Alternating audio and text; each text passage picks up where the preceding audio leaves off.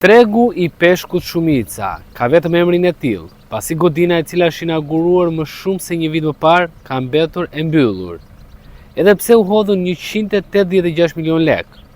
Me standardet e Bashkimit Evropian, me një sipërfaqe 1300 m2 dhe 14 dhoma frigoriferike, merkata e peshkut ka mbetur e mbyllur.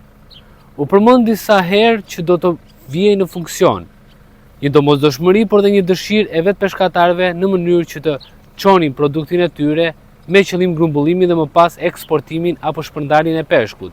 Kjo godinë është me dyert të mbyllura edhe pse është investuar me fonde e qeverisë shqiptare. 186 milion lek janë investuar në një godinë që sot qëndron e mbyllur, merkatua e peshkut e cila u trumbetua me të madhe. Si një investim që do t'i vinte në ndihmë peshkatarëve të Vlorës, sot është thjesht një godinë e mbyllur, e cila nuk është vënë në funksion asnjë ditë që nga dita e parë ajo e inaugurimit. 1300 m2 dhe 14 dhoma frigoriferike me kushte bashkëkohore. Investimi që do të menaxhojë nga Bashkia e Vlorës, por pamjet nuk ka nevojë për koment. Tregoi një godinë të mbyllur me fera dhe barishte, që pritet shumë shpejt ta mbulojnë tërësisht godinën, çka do të thotë dhe një investim i shkuar dëm. Të dëshpëruar nga kushtet ku punojnë peshkatarët e triportit jashtë kamerës, thonë se kaq peshk sa del këtu është tepër. Nuk kemi që dua markatën, peshkun e kemi të shitur që në anije. Nuk pret njeri të shkojë në merkato. Sipas peshkatarëve, problematika e sektorit nuk qëndron tek mungesa e infrastrukturës për tregtim, por tek kushtet reale të peshkimit. Problemi sipas tyre është mungesa e gjaut, çmimi i lartë i naftës, kostot e larta dhe sasia e pakët e kapjes së peshkut, çka e bën të pa kuptim një investim të tillë në kushtet aktuale sipas tyre. Merkato e re e peshkut për 186 milion lekësh ka një hapësirë për 1300 m2 dhe 4 dhoma frigoriferike, duke ofruar kushte optimale higjieno-sanitare për sigurinë ushqimore dhe rritjen e kapaciteteve magazinuese.